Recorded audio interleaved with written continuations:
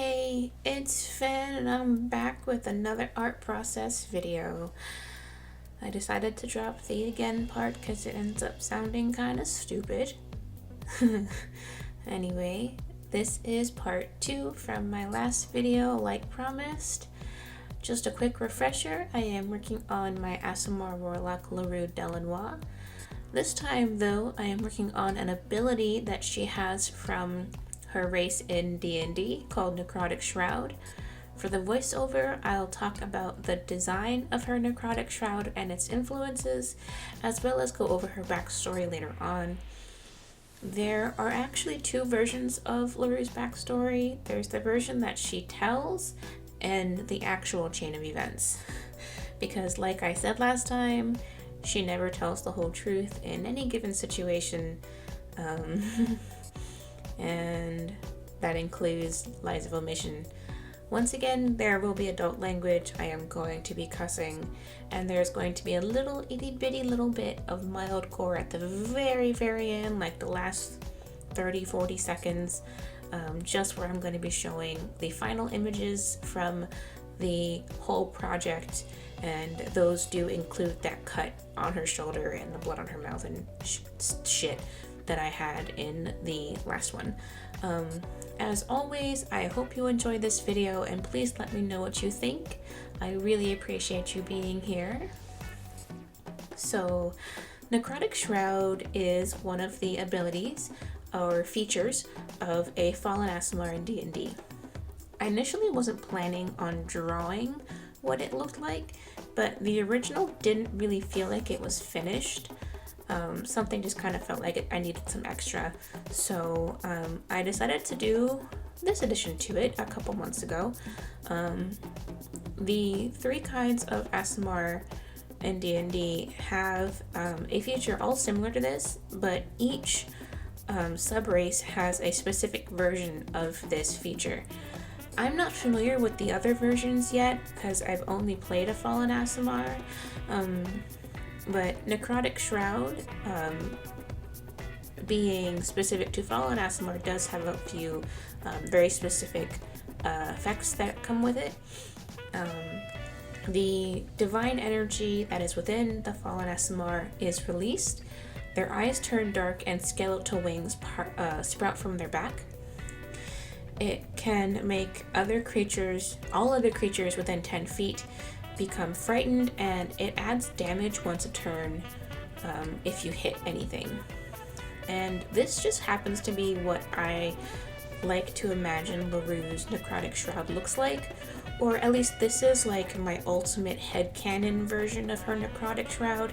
It's completely just for flavor, just for the aesthetic, because it is very inspired by what her main inspiration is and kind of where I wanted to put all of that inspiration into like one culmination for her image.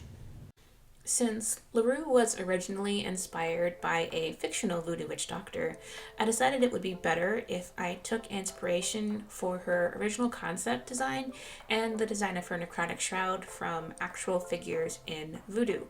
So I ended up taking the inspiration from the Death Loa in voodoo, Baron Samedi and Mama Bridget. I know I'm not saying that right, don't at me.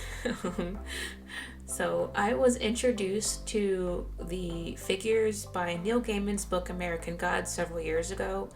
I actually read the book well before I started playing D&D. After getting inspiration for this character from a fictional voodoo character, I decided it would be better if I pulled my inspiration for Larue from actual figures in voodoo. Obviously, I like being inspired by gods and mythological figures a lot of the time, to be honest. So originally, the inspiration was way more obvious, at least in my mind. Anybody who knows the Death Loa would probably notice as well. But originally, Larue wore a black top hat at all times, and she had a necklace that included bones.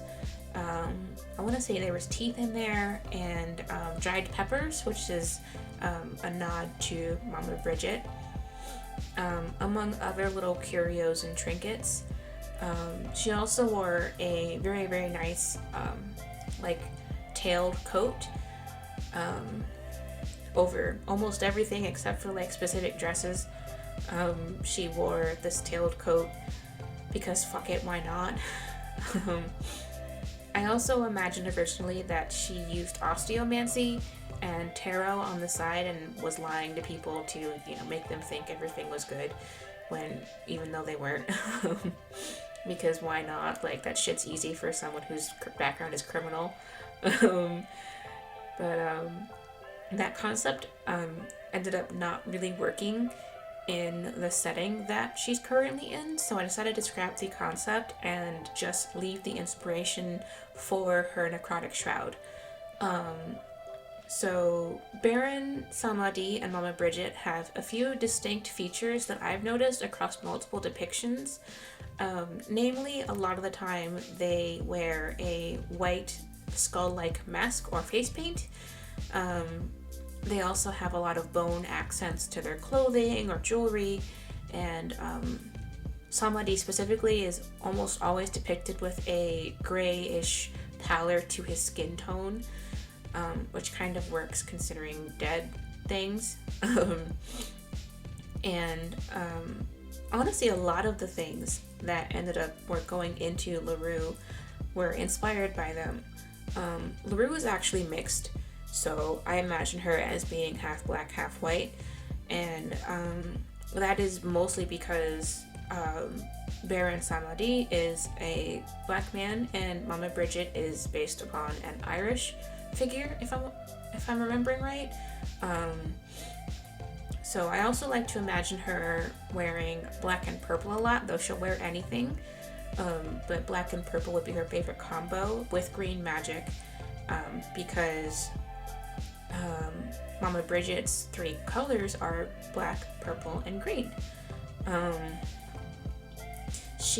Also that is also because green is associated with death and purple is associated with royalty. So a person whose patron is death and it grew up rich, it seemed to work. Well, purple signifies richness, wealth. It works in my head. And she also really likes rum above all other alcohol types. Plus she's a patron of death. I decided to let that show in this art, and then just adding upon the imagery that is provided of Necrotic Shroud with the skeletal wings and the darkened eyes, just seemed right to throw all of these in there as homage to the influence that she has from voodoo. So I added the white mask that floats in front of her face, and I like to imagine the jaw part actually moves when she talks.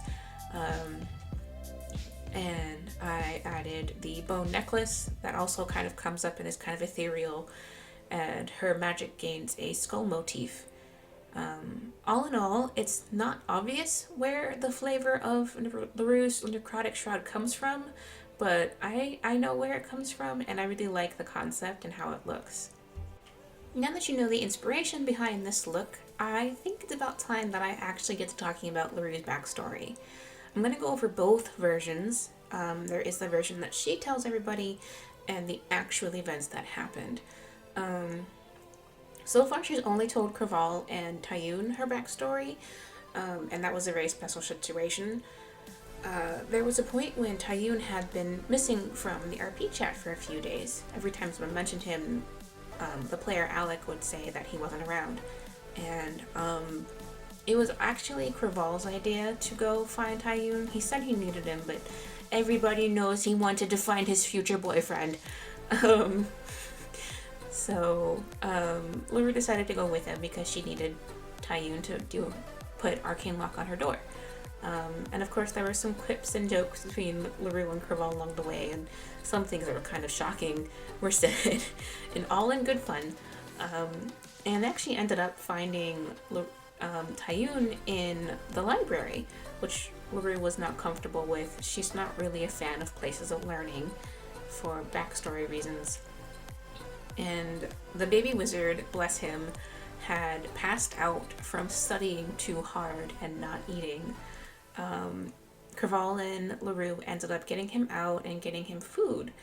And while they were sitting there eating, they had a lot of pretty vulnerable talk even before they were eating. Along the way to getting food, they did as well, including some insecurities.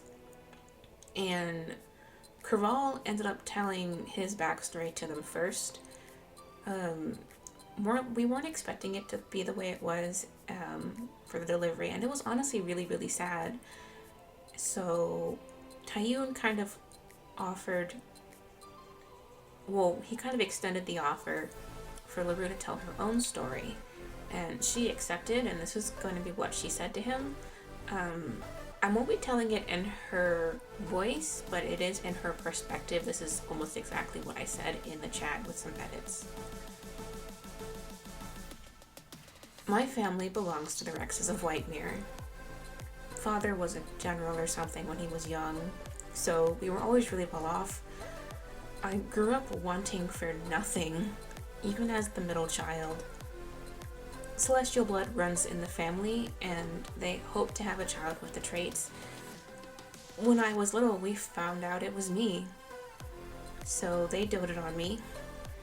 I had everything: private tutors, mages to teach me magic, teachers to teach me fighting, everything a child should need to be perfect. But I wasn't perfect, not even middling. I hated it. The expectations and the attention and the overprotection and the fucking disappointment when I didn't measure up, and everything that came after. Eventually, they found out what I already knew. I'm fallen. I'm not meant for good things and order and that shit that they wanted. It was devastating for them, but liberating for me. So I left, thinking that a spoiled rich brat like me could make it on my own with nothing. But I was wrong. I don't know what happened. Maybe I died. I'm not sure. But Mandos found me, and he offered me a deal. A deal for power and freedom and a life without the fucking expectations. And I accepted. Now I serve him, and I have everything that I ever wanted. So that's the backstory that LaRue tells if she wants to tell it. Otherwise, LaRue doesn't really talk about her past. The actual chain of events, though, go a little bit differently. LaRue was born the middle child of 3 to a rather wealthy family in Whitemere. The Delanois family had reached their status among the Rexes and their acclaim through generations of military service. Her father, Armand, was ever disappointed in his daughter, starting foremost with the error in her name. The physician who recorded her birth transposed the U and R in her name, turning Laura into LaRue. Armand wholly believed it was a sign that she was doomed for failure from the start. Even with the looming shadow of her father's disappointment, LaRue had a good life. Part of being of such high status came benefits, like the understanding at a very early age that LaRue was possessed with the family's celestial heritage. Along with their revelation, attention was thrust upon LaRue, and with the attention came tutors and instructors. Her mother, Jacqueline, had high hopes. Her father had expectations.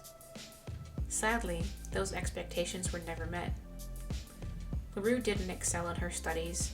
She showed no signs of magical prowess beyond evoking light, nor did she have any martial talent. All that she seemed to be good at was failure and catching her father's ire again and again. Over years of no success, LaRue became bitter angry at the world and lashed out at her family and friends and teachers. Further assessment by the family's physician proved the light of the divine in her had turned dark. She had fallen. She found liberation in the news. Her family no longer cared about her future. A fallen couldn't further their status. So, LaRue left, eventually falling further and further down into the slums of Whitemere. She barely got by for a few years, scraping through life with the little gold she'd been able to take, and the little that she'd earned in other ways. She ended up forging a new identity, successfully hiding from her family's reputation and gaining a place in a crime syndicate, learning to forge documents, and a few more unsavory practices for such an upstanding young lady. Until she became sick. Unable to afford treatment, she waited for her fate. But instead, before she could die, Mandos, the god of death himself, offered her a deal in place of the eternity that was waiting. LaRue could have life, adventure, the power her parents attempted to instill in her, but all of it her way. All she had to do was hurry a few people along to the fate that she was delaying for herself. LaRue happily accepted and found herself healthy again, fully aware she was staving off the inevitable and that falling from favor was a death sentence. With her new shot at freedom, LaRue left Whitemere altogether and made her way north to Umberland and New Horizons. Alright, well, I think that's all I really have to talk about today. There wasn't much else that I wanted to go over, so we are at the point where I just let the rest of the video play and you just, enjoy the process. As always, there will be links to the music sources, my video editor, and my Instagram in the description box below. If you stuck around and enjoyed watching my process, please consider liking the video and maybe say hi in the comments. I'll most likely say hi back. Again, thank you so much for watching. I hope to see you next time. Bye.